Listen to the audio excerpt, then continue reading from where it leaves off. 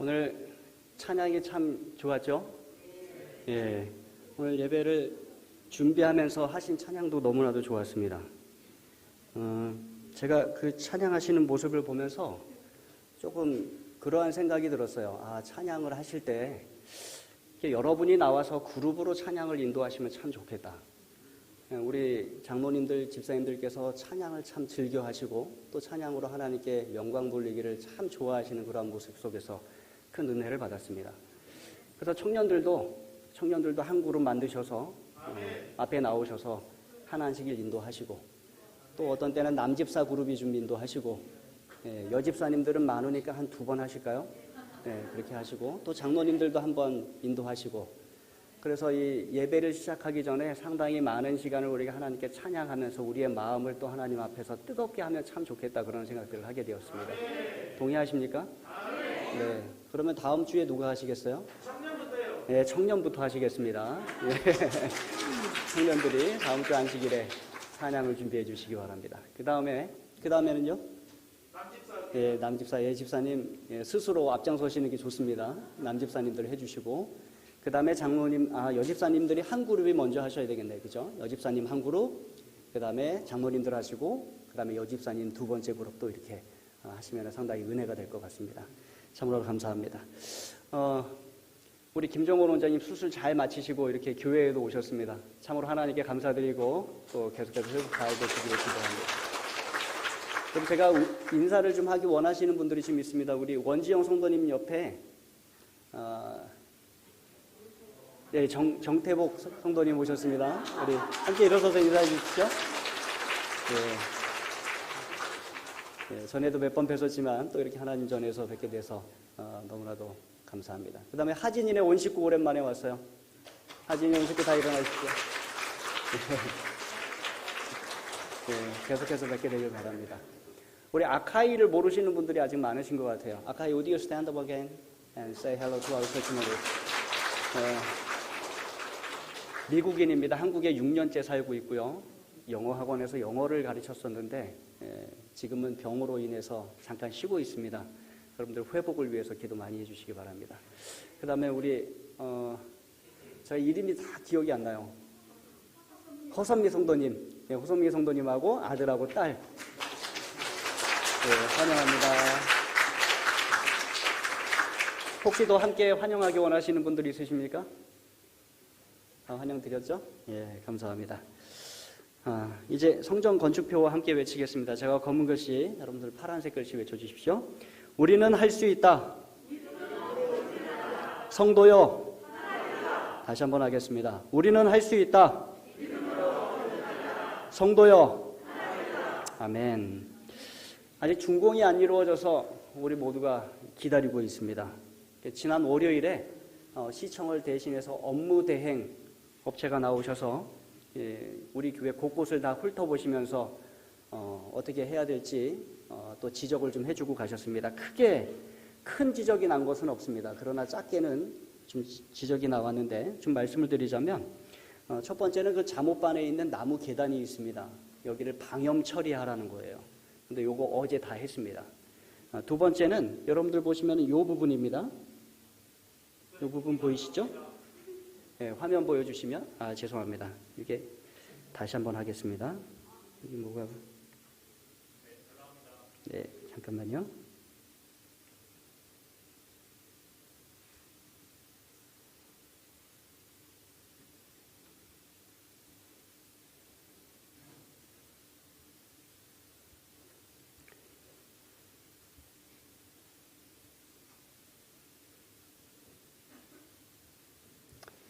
때때로 이 기계가 상당히 편리하긴 한데 때때로 상당히 내 뜻대로 안 움직일 때가 있습니다.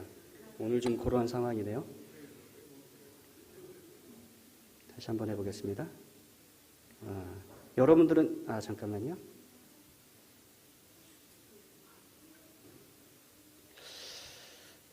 조금만 기다려 주십시오.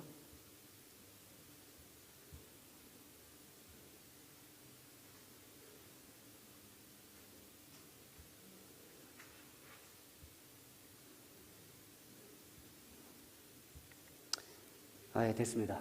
죄송합니다. 자, 이 부분입니다.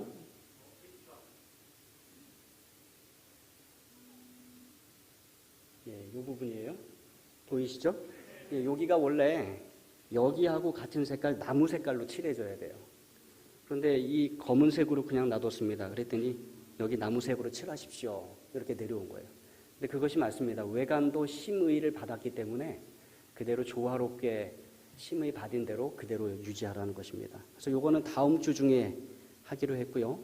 그 다음에 장애인 협회에서 와서 몇 가지 요청사항이 있었습니다. 뭐 필요한 부분들이라고 생각이 들고요. 그러나 우리가 이미 그 전에 준공 허가를 받아놓은 부분이 있어서 그런 부분에 있어서는 시청하고 조금 더 협의를 해갖고 진행해야 될 부분이 있습니다. 그 다음에 몇 가지 서류 보완이 지적을 받았습니다. 그래서 지적을 받은 대로 준비를 좀 하고 있습니다. 그럼 계속해서 준공이 빨리 이루어질 수 있도록 기도해 주시기 바랍니다. 지난 수요일 날 제 신학과 93학번 동기들 몇 명이 우리 교회를 방문했습니다. 사실 온 사람은 한 6명 정도인데 상당히 많은 제 동기들이 돈을 걷었어요. 그리고는 이걸 권 목사 갖다 주고 권 목사 필요한 데 쓰라는 것입니다. 제가 이런 거 처음 경험해 봤습니다. 그 목사들이, 동기 목사들이 하는 교회에서는 다 건축 헌금을 보냈습니다. 그런데 이번에 또다시 개인적으로 돈을 걷어서 누굴 갖다 준 거예요? 예, 저를 갖다 주면서 너 필요한 데 좀 써라. 교회 어떤 목회하는 데 필요한 물품이라든가 아니면 뭐 그 외에 여러 것들에 써라 이렇게 하는 거예요. 제가 건축하고 나서 친구 목사들한테 돈을 받았다, 후원금을 받았다 하는 소리는 처음 들은 것 같아요. 그런데 세종에 와서 여러분들과 교회를 건축하고 나서 그러한 큰 특권을 누렸습니다. 많은 동기들이 축하해주고 기도해주고 또 앞으로도 남아있는 이 건축 대금에 대해서도 계속해서 기도하겠다고 그렇게 하는 모습들에 큰 은혜를 받았습니다. 예, 하나님 덕분이고 우리 성도님들 덕분입니다. 너무나도 감사를 드립니다. 또 하나 제가 이렇게 사진을 좀 보여드리면 이 나무들입니다. 이종훈 장님, 이 나무가 무슨 나무들이죠?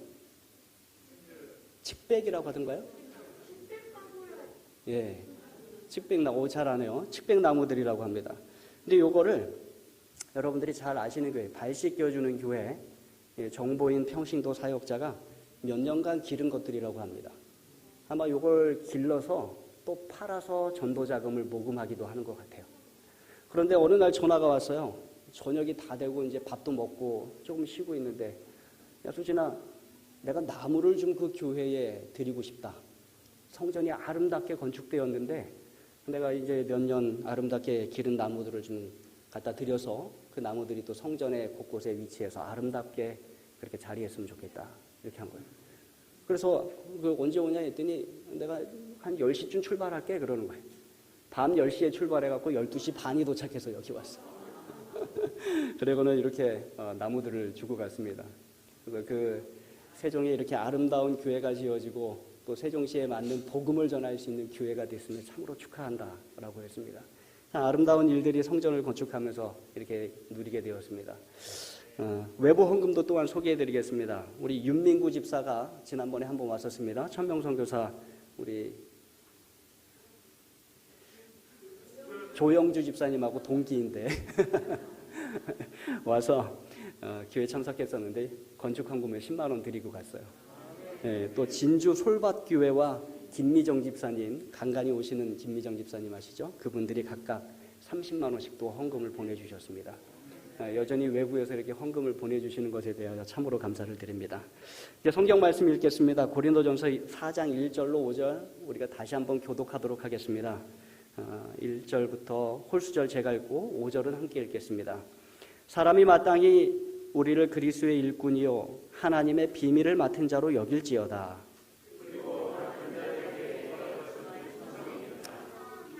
너희에게나 다른 사람에게나 판단받는 것이 내게는 매우 작은 일이라. 나도 나를 판단하지 아니하노니.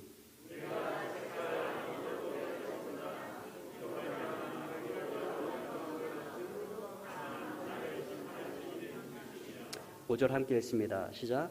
그러므로 때가 이르기 전 곧 주께서 오시기까지 아무것도 판단하지 말라. 그가 어두움에 감추인 것들을 드러내고 마음의 뜻을 나타내시리니 그때에 각 사람에게 하나님으로부터 칭찬이 있으리라. 아멘. 바울은 2차 전도 여행 중에 고린도 교회를 세웠습니다. 여러분, 요곳이 고린도입니다. 예, 여기가 고린도예요. 지금은 그리스 영토에 속해 있습니다. 근데 바울이 이곳에서 아굴라와 브리스길라 부부를 만났어요. 그리고 그들이 1년 6개월 동안 함께 머물면서 그 고린도 도시에 복음을 전했어요. 근데 전도하기가 너무나도 힘들고 어려웠습니다. 그런데 오히려 전도는 성공적이어서 번영하는 교회, 부흥하는 교회를 그곳에 세울 수 있었습니다. 그런데 5, 6년이 지난 지금 바울은 무거운 마음으로 고린도 교회에 편지를 쓰고 있습니다. 바울이 고린도 교회에 편지를 쓰게 된 이유는 그 교회에 문제가 많았기 때문이에요. 여러 문제들로 인해서 그 교회가 교회의 기능을 제대로 하지 못하고 있었습니다. 특별히 고린도 교회에 10가지 문제가 나오는데 첫 번째 교회 분열 문제가 있었어요. 파가 뇌파로 나눠져서 분열되고 있었습니다. 십자가의 도에 대한 오해가 그들에게 있었고 성령의 계시에 대한 무지가 있었고 근친 상간의 문제도 있었고 세상 법정에서의 소송이 일어나는 문제가 있었고 도덕적 태만, 결혼 문제, 우상의 재물에 대한 문제, 공중 예배에 대한 문제, 부활의 교리에 대한 문제, 여러 문제들을 그 교회가 가지고 있었습니다. 그래서 바울이 그 소식을 듣고 그 문제들의 해결을 돕기 위해서 편지를 썼는데 가장 큰 문제가 무슨 문제예요? 분열의 문제, 분파의 문제. 다른 모든 문제들이 교회의 분열에 기여했는데 특별히 2가지 원인이 가장 큰 문제로 나타났습니다. 첫 번째는 하나님의 지혜보다 인간의 지혜를 높이는 것들이었어요. 인간의 의견과 인간의 지혜를 높이는 문제가 있었어요. 2번째는 인간 지도자를 높이는 문제가 있었어요.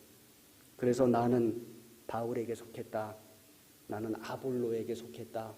나는 게바에게 속했다. 그랬더니 다른 한쪽에서 나는 예수님에게 속했다. 이렇게 하면서 뇌파로 나눠지는 그러한 문제들이 있었어요. 그래서 그들이 그렇게 죄를 지었습니다. 하나님의 지혜보다 인간의 지혜를 높이는 죄, 하나님이 아닌 인간 지도자를 높이는 죄, 이 사람이 저 사람보다 잘한다, 이 사람이 저 사람보다 우위에 있다, 이렇게 높이는 죄, 또 그렇게 해서 교회의 분열을 일으키는 죄, 그러한 죄들을 그들이 짓고 있었어요. 여러분, 교회의 분열을 가장 좋아하는 존재가 있습니다. 네, 사탄은 분열을 참 좋아해요. 사탄은 태초부터 분열시키던 존재예요. 그래서 하나님의 천사 3분의 1을 그가 분열시켰어요. 그는 아주 분열을 좋아합니다. 따지기 좋아하고 토론하기 좋아하고 그러한 성격을 가지고 있어요. 또 오늘 본문은 바울이 이 문제를 정리하면서 성도들이 그리스도인 지도자들을 어떻게 여겨야 하는지, 그리고 그리스도인 지도자들은 어떠한 자세로 일해야 하는지, 그리고 우리가 서로 하지 말아야 되는 것은 무엇인지 그렇게 가르쳐주고 있습니다. 저는 이 부분을 좀 더 우리 모든 성도들에게 확대 적용해서 첫 번째, 모든 성도는 서로를 어떻게 여겨야 하는가. 2번째, 모든 성도에게 하나님께서 원하시는 것은 무엇인가. 3번째, 모든 성도가 서로를 향하여 하지 말아야 하는 것은 무엇인가. 이 3가지 주제를 가지고서 은혜를 좀 나누고자 합니다. 첫 번째입니다. 모든 성도는 서로를 어떻게 여겨야 하는가. 4장 1절의 말씀을 다시 한번 읽습니다. 1절만 읽습니다. 시작. 사람이 마땅히 우리를 그리스도의 일꾼이요 하나님의 비밀을 맡은 자로 여길지어다. 바울은 고린도 교인들에게 바울 자신과 자신의 복음의 동역자들을 어떻게 여겨달라고 이야기합니까? 그리스도의 일꾼으로 여겨달라고 이야기합니다. 2번째, 하나님의 비밀을 맡은 자로 여겨달라고 이야기합니다. 첫 번째 뭐예요? 그리스도의 일꾼. 2번째 뭐예요? 하나님의 비밀을 맡은 자. 여러분, 우리도 서로를 그렇게 여겨야 합니다. 지도자들뿐만 아니라 성도들 서로 간에도 첫 번째, 우리는 서로를 그리스도의 일꾼으로 여겨야 되고, 2번째, 우리는 하나님의 비밀을 맡은 자로 여겨야 합니다.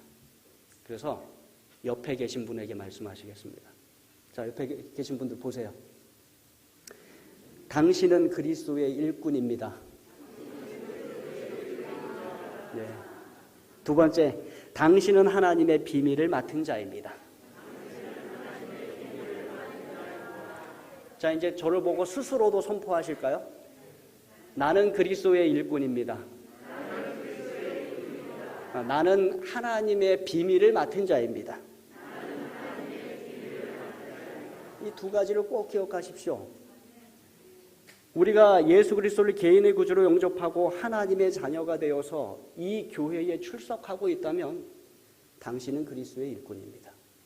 그리고 당신은 하나님의 비밀을 맡은 자예요. 이 두 가지 모두가 우리에게 해당되는 것입니다. 근데 바울이 이곳에서 사용한 단어들의 의미를 조금 더 자세하게 살펴볼 필요가 있습니다. 먼저 그리스도의 일꾼이라는 것이에요. 사람들이 마땅히 우리를 그리스도의 일꾼으로 여겨야 합니다. 그 말은 무슨 뜻이에요? 우리가 그렇게 살아야 한다는 것이에요. 그리고 그렇게 보여져야 한다는 것입니다. 그런데 여기에서 사용된 이 일꾼이라는 단어는 헬라어로, 이 원어는 참 재미없는데요. 그래도 여러분들이 조금 가끔가다 하실 필요가 있습니다. 헬라어로 휘페레타이입니다. 발음이 좀 어렵지만 한번 해보실까요? 휘페레타이. 예, 뭐 꼭 기억하실 필요는 없습니다. 찾아보고 싶으시면 베들레헴에 우리 교회 주석에 들어가면 다 나와 있습니다. 휘페레타이. 그런데 이 휘페레타이라는 이 단어가 어떠한 뜻인가? 우리나라 말로는 그냥 일꾼으로 번역이 되었는데 이렇게 해서는 바울이 의도하는 바가 정확하게 전달되지 않습니다. 휘페레타이는요, 그와 비슷한 여러 단어가 사실 성경의 헬라어로 나옵니다. 그 중에 첫 번째는 오이케테스입니다. 가사도우미예요.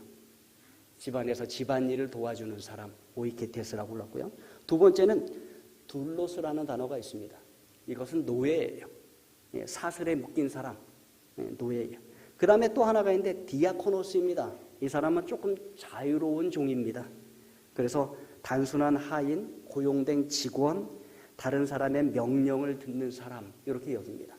그래서 집사라고 하는 말이 여기서 나왔어요. 예. 그리고 또 하나 마지막으로 나온 것이 휘페레타인데 가장 낮은 신분의 종이에요. 가장 낮은 신분의 노예입니다.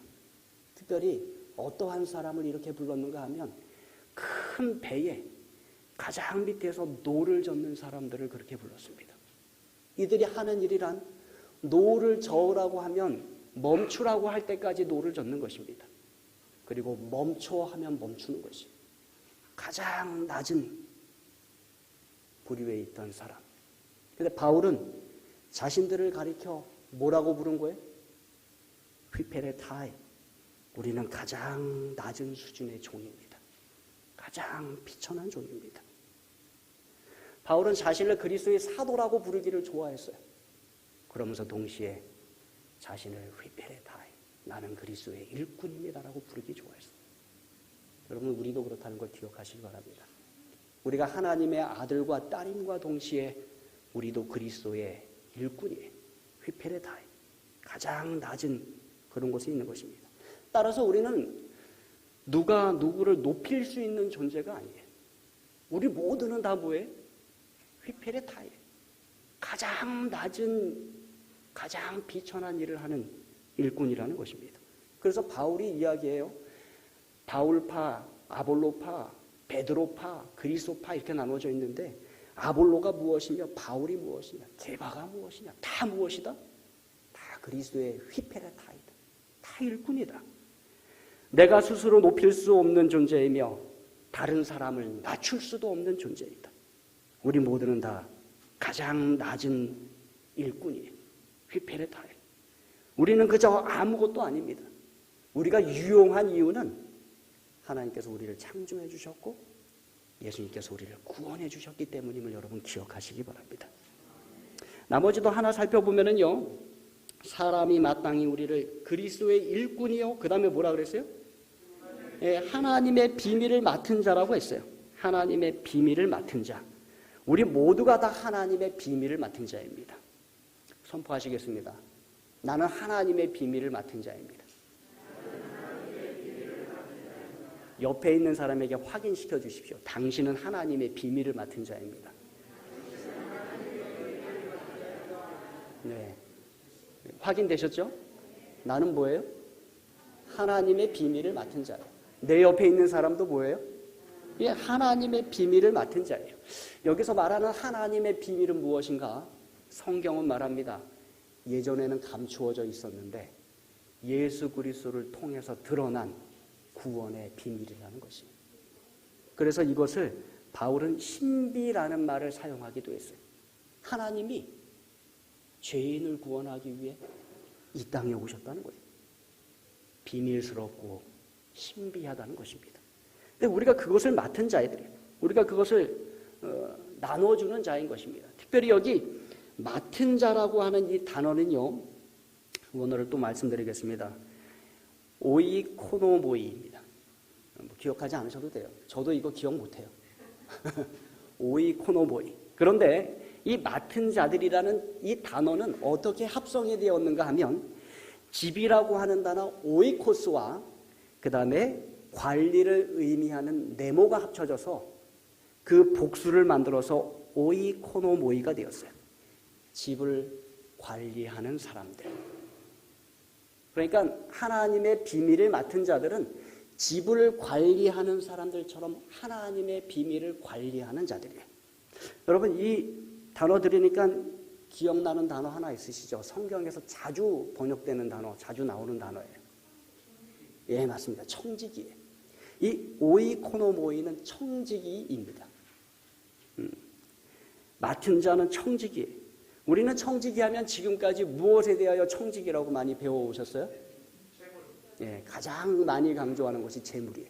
그래서 우리가 매년마다 한 번씩 청지기 주말 부흥회를 합니다. 저는 다른 곳에 가서 하고 올해도 계획되어 있어요. 또 다른 목사님이 우리 교회에 오셔서 청지기 주말 부흥회를 해요. 그런데 가장 많이 강조하는 게 뭐예요? 11조와 헌금, 재물. 그런데 청지기 하면 사실은 그것뿐만이 아니에요. 무엇도 있습니까? 우리의 몸에 대한 청지기도 있고요. 우리의 시간에 대한 청지기도 있어요. 또 우리의 재물, 우리의 재능, 이러한 모든 하나님께서 주신 것에 대한 청지기 우리가 다 그 직분을 가지고 있다는 것입니다. 그런데 청지기 역할 가운데 가장 중요한 역할이 무엇인가 하면 오늘 나온 말씀이에요. 하나님의 비밀을 맡은 청지기예요. 하나님의 비밀을 나누어져야 하는 청지기예요. 그 일을 위해서 우리가 재물의 청지기도 되는 것이고 우리 건강의 청지기도 되는 것이고 우리의 시간의 청지기도 되는 것이고 우리의 모든 것의 청지기가 되는 것입니다. 우리는 하나님의 비밀을 맡은 청지기예요. 청지기를 쉽게 이해하기 원하신다면 비행기의 스튜어디스나 큰 유람선의 승무원, 식당의 종업원으로 이해하시면 좋아요. 서빙하는 분. 그들이 하는 일이 뭐예요? 갖다 주는 거예요. 네. 스튜어디스가 비행기를 소유하지 않습니다. 스튜어디스가 비행기 안에 있는 모든 물품을 소유하지 않아요. 그러나 그 사람은 그것을 가져다가 승객에게 줍니다. 배의 승무원도 마찬가지. 식당에 서빙하는 분도 마찬가지. 그분이 식당을 소유하지 않아요. 식당에 들어있는 모든 음식도 그분의 것이 아니에요. 그런데 어떻게 합니까? 그걸 가져다가 줘요. 그게 청지기가 하는 일이에요. 예. 그런데 이 맡은 일은 참 귀합니다. 일꾼이나 청지기 둘 다 낮고 천한 일이지만 우리는 그것들이 아주 귀하지, 우리의 그것들이 아주 귀하게 여겨지는 이유가 있는데 그 이유가 무엇이에요? 우리가 그리스도의 일꾼이기 때문에 그래요. 우리가 하나님의 비밀을 맡은 청지기이기 때문에 우리가 귀하게 여김을 받는 것입니다. 이 세상에서도 그렇지 않습니까? 대기업에 다니는 사람들, 삼성에 다니면은 우리가 뭐라고 불러요? 삼성맨이라고 불러요. 현대맨은 못 들어본 건데 삼성맨은 많이 들어봤어요. 그리고 외국의 대기업에 다니면 그 사람들은 자부심을 갖습니다. 삼성이 그 사람 거예요? 아니잖아요. 현대가 그 사람 거예요? 아니잖아요. 그런데 그곳에 고용됐다는 것에 대하여 엄청난 자부심을 갖는 것입니다. 여러분 우리도 마찬가지예요. 우리는 일꾼입니다. 아주 낮은 일꾼이에요. 우리는 청지기입니다. 가진 것이 없이 그저 나누어주는 역할을 하는 사람이에요. 그러나 우리는 귀한 사람들이에요. 왜 그렇습니까? 우리가 섬기는 그리스도가 우리의 구주이시고 우리가 섬기는 하나님이 온 우주의 하나님이시기 때문에 그렇습니다. 그래서 겸손과 동시에 무엇 가지셔야 돼요? 자부심을 가지셔야 돼요. 성도들이 서로를 어떻게 여겨야 하는가? 어떻게 여겨야 된다고 말씀하셨습니까? 그리스도의 일꾼으로 여기라고 말씀드렸어요.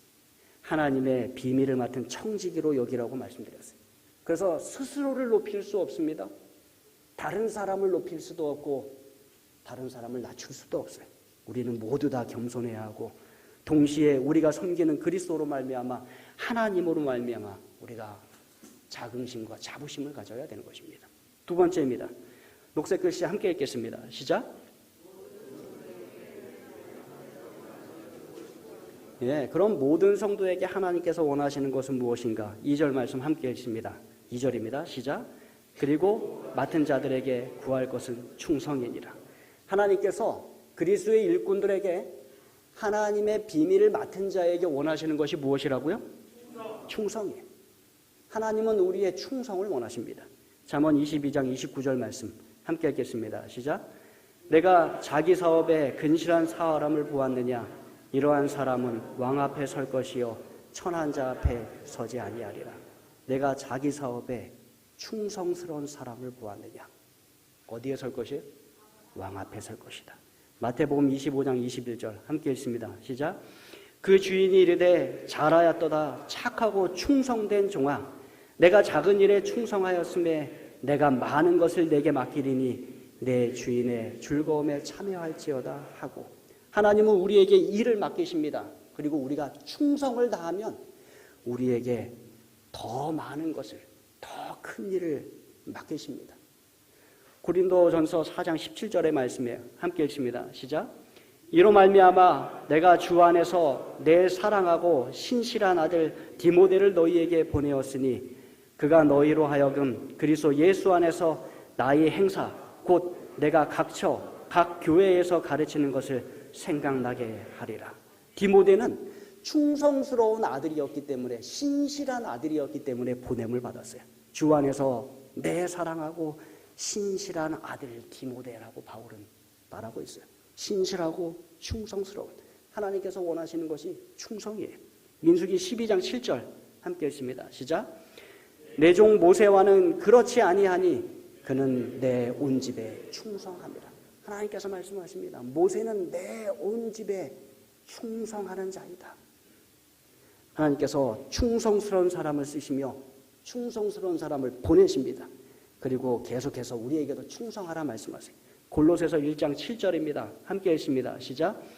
이와 같이 우리와 함께 종된 사랑하는 에바브라에게 너희가 배웠나니 그는 너희를 위한 그리스도의 신실한 일꾼이요, 네, 아주 충실한 일꾼이요, 이렇게 말합니다.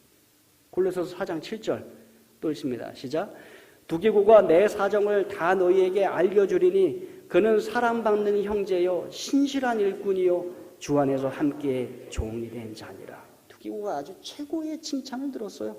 사랑받는 형제요 신실한 충실한 일꾼이요 주 안에서 함께하는 종이다. 우리가 서로에게 이러한 칭찬할 수 있는 존재가 되기를 간절히 바랍니다. 아키포에게는 이러한 충고가 있습니다. 4장 17절입니다. 함께 읽습니다. 시작. 아키포에게 이르되 주 안에서 받은 직분을 삼가 이루라고 하라. 내가 직분을 받았느냐? 그 일을 이루라. 내가 일을 받았느냐? 그 일에 충성하라. 마태복음 24장 44절 45절입니다. 44절 제가 읽고 45절 읽어주십시오. 이러므로 너희도 준비하고 있으라. 생각하지 않은 때에 인자가 오리라.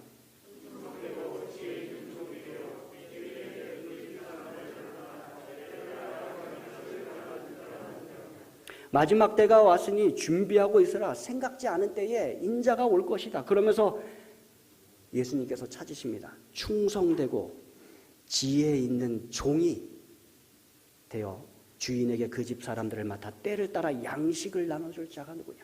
마지막 때에 충성되고 지혜 있는 종을 찾으세요. 특별히 양식을 나눠줄 그런 사람들을 찾고 계십니다. 하나님이 특별히 충성된 자를 찾고 있음을 우리가 늘 기억하시기 바랍니다. 사랑하는 세종행복교회 여러분, 우리가 하나님께 충성하십시다. 사실 여러분들은 충성하셨어요. 그래서 그 작은 교회를 맡고 있었는데 여러분들이 하나님 앞에 충성하니까 하나님께서 여러분에게 더 많은 일을 맡기셨어요. 더 큰 것을 맡기셨어요. 그래서 우리가 이 새 성전의 왕궁을 보게 되었습니다. 그런데 여러분 기억할 것은 우리는 더 많은 것, 더 큰 것에 초점을 맞추는데 그렇게 되면 더 많은 책임이 우리에게 온다는 것을 기억하시기 바랍니다. 큰 교회에 오셔서 좋으시죠? 그런데 교회가 커진 만큼 늘어나는 것이 있어요. 전기세가 늘어납니다. 어제 재무집사님이 저한테 걱정을 하면서 이야기했어요. 목사님, 전기세가 130만 원이 나왔어요. 저도 깜짝 놀랐어요. 와, 그렇게 나오나? 그런데 여러분, 건물이 커지면서 전기의 기본 요금이 커졌어요. 그리고 여러분도 알게 모르게 전기를 정말 많이 쓰고 계십니다. 그전에는 우리는 방 2개밖에 없었어요. 교회, 그 다음에 3개네요. 그죠? 교회 식당, 그 다음에 목회실. 요 3개 쓰고 있었는데 지금 방 몇 개인지 아세요? 너무 많아서 세지도 못하시죠? 그리고 지금은 누가 어디가 있는지도 찾지도 못합니다. 한참 찾아야 돼요. 아마 전화로 찾아야 될 것입니다. 거기서 여러분은 불을 켜시고 거기서 냉난방을 켜시며 서로 이야기를 나누고 교제도 하시고 성경 연구도 하십니다. 집이 커졌어요. 뭐가 많아졌어요? 전기세가 많아졌어요. 관리비도 많아졌습니다. 청소비도 비싸졌어요. 엘리베이터가 생겼습니다. 그전에는 그저 건물에 있는 거 타고 오르락내리락 했는데 지금 엘리베이터 생기고 나니까 엘리베이터 관리비가 한 달에 10만 원가량 나갑니다. 그 외에 지출이 얼마나 커지는지 몰라요. 그러나 여러분 감사하십시오. 하나님께서 여러분이 충성되어 일하셨기 때문에 우리에게 이렇게 아름다운 새 성전, 큰 성전을 주셨음을 기억하시기 바랍니다. 그럼 또 뭐 하시면 돼요? 예, 충성하시면 돼요. 예, 충성하시면 돼요. 헌금이라는 말 대신에 충성하시기 바랍니다. 네. 우리에게 세종시의 복음 전파를 맡기셨어요. 네. 그러나 여러분, 우리가 충성할 때 누가 또 도우세요? 하나님께서 이 사업을 도우심을 기억하시기 바랍니다. 결국은 이 일은 저와 여러분의 일이 아니라 하나님의 사업임을 기억하십시다. 기도하면서 충성스럽게 우리가 이 일을 진행해 나가게 되기를 간절히 바랍니다. 우리가 예전부터 하고 있는 것이 있는데 그것은 헌금의 현실화입니다. 우리 예전에 어른들 헌금 얼마 드리셨어요?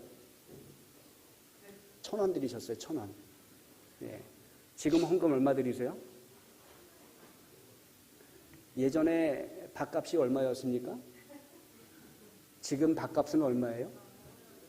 예. 여러분 1,000원의 헌금은 시대에 맞지 않는 헌금이에요. 여러분 밥 한 끼 먹는데도 10,000원 가까이 또는 10,000원 이상을 지불하는 시대에 살고 있습니다.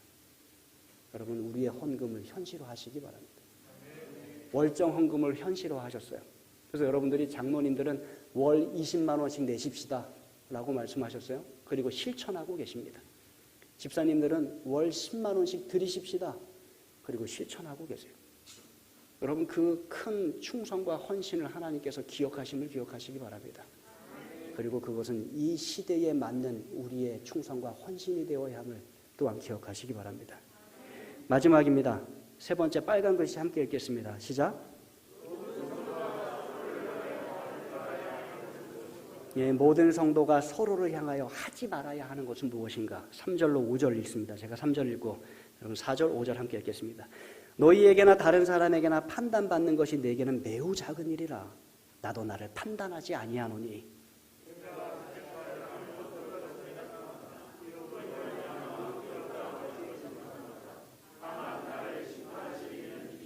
5절 함께.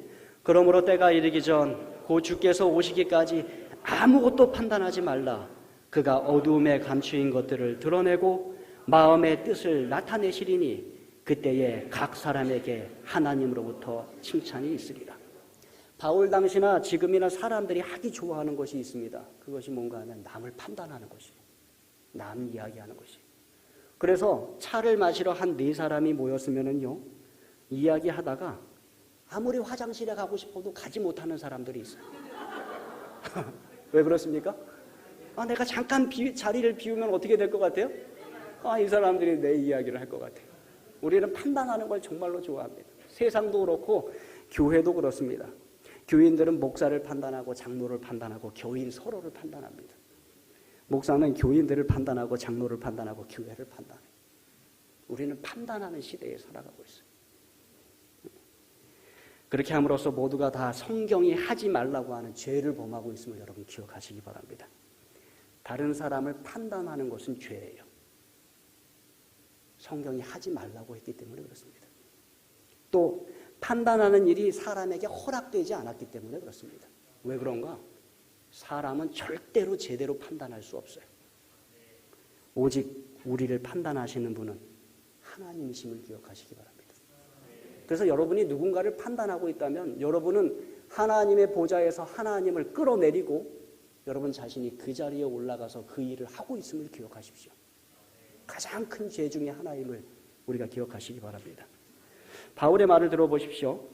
너희에게나 다른 사람에게나 판단받는 것이 내게는 뭐라고요? 매우 작은 일이다. 이렇게 이야기합니다. 이것은 당신이 뭐라고 말하든 당신이 뭐라고 생각하든 나는 전혀 상관없어요. 이러한 태도가 아니에요. 오히려 바울은 좀 더 넓은 범주에서 사람의 판단과 평가를 생각합니다.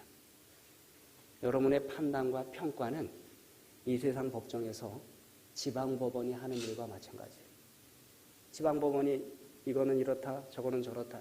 그럼 모든 재판이 끝났습니까? 그렇지 않아요. 최종 재판은 어디까지 가야 돼요? 대법원까지 가야 돼요. 이 세상에 사람이 판단하는 것이 지방법원의 일이라면 하나님께서 판단하시는 것은 누구의 일이에요? 대법원에서 하시는 일이에요. 그러나 우리에게 말씀합니다. 판단하지 말라. 너희가 하는 일이 아니다. 그래서 인간의 판단은 바울에게 작은 것이다 이렇게 이야기해요. 아무것도 아닌 것이다 말하지 않으세요. 작은 것이다 이렇게 이야기합니다. 그러면서 바울은 이어서 말하기를 나도 나를 판단하지 아니한다 이렇게 얘기해요. 여러분 스스로도 자신을 판단하지 마십시오. 그러면서 이어서 말합니다. 내가 자책할 아무것도 깨닫지 못하나. 사실 바울은 정말로 충성스럽게 살았어요. 그래서 백성들 앞에 이렇게 말할 수 있을 정도로 혼신의 힘을 다해 하나님 앞에 충성하는 삶을 살았습니다. 내가 자책할 아무것도 깨닫지 못하나. 그러나 이어서 덧붙입니다. 이로 말미암아 의롭다함을 얻지 못하노라. 그러나 내 판단도 여러분의 판단과 크게 다르지 않아요. 남에 대해서는 철저하고 자신에 대해서는 한없이 관대한 것이 우리 사람이에요. 그것은 저나 여러분이나 다 마찬가지입니다. 그래서 바울이 뭐라 그래요? 판단하지 않습니다. 다른 사람 판단하지 않고 나 스스로도 판단하지 않습니다. 다만 나를 판단하시는 분이 계세요. 누구예요? 주님이 계십니다. 그래서 우리 모두는 5절에 그러므로 때가 이르기 전 곧 주께서 오시기까지 뭐 해야 돼요? 아무것도 판단하지 마십시오. 어느 누구의 어떠한 행위도 어떠한 모습도 신앙도 그의 태도도 품성도 판단하지 마십시오. 누가 하시는 일이에요? 하나님께서 하시는 일이에요. 하나님께서 하시는 일이에요. 하나님께서 때가 오면 보여주시겠다고 하시는 것이 있습니다.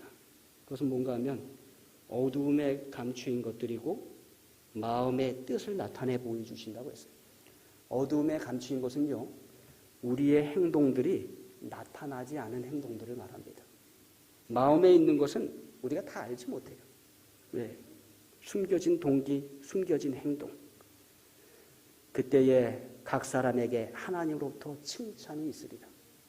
바울은 여기에 심판을 강조하지 않고 뭘 강조해요? 다시 칭찬을 강조해요. 충성하라. 판단하지 마라. 하나님께서 각 사람에게 그가 한 일에 따라 칭찬하실 것이다. 바울은 유일하게 참된 평가인 하나님의 최종 평가를 신뢰하고 기다리고 있음을 기억하십시다. 그래서 우리도 그렇게 해야 합니다. 바울이 우리에게 준 교훈입니다. 모든 성도들은 서로를 어떻게 여겨야 하는가? 모든 성도에게 하나님께서 원하시는 것은 무엇인가? 모든 성도가 서로를 향하여 하지 말아야 하는 것은 무엇인가? 모든 사람들은 서로를 어떻게 여겨야 돼요? 그리스도의 일꾼이요 하나님의 비밀을 맡은 자로 여겨야 합니다. 그리고 하나님께서 그들에게 원하는, 우리에게 원하는 가장 큰 것은 뭐예요? 충성하는 것입니다. 충성하는 것이에요. 충성하십시다. 그리고 하지 말라 말씀하신 거 있어요. 뭐 하지 말아요? 판단하지 마십시오. 판단하지 마십시오. 판단은 누가 하시는 일이에요? 하나님께서 하시는 일이에요. 저는 참으로 감사합니다.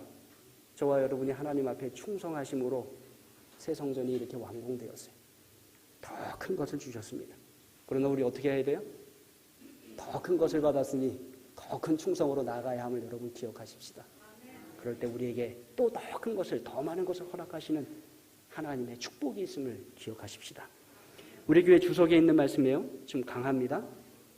신뢰성, 충성은 사람이 지닐 수 있는 가장 귀중한 자산에 속한다.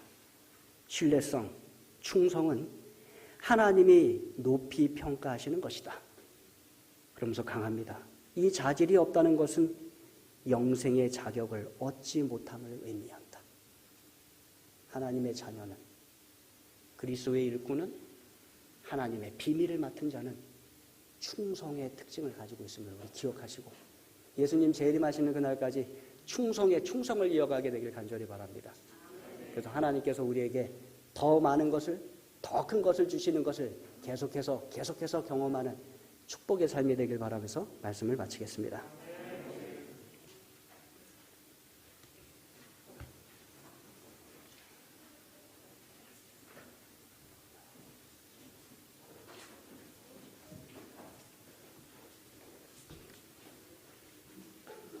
헌금 권면의 말씀을 낭독하겠습니다.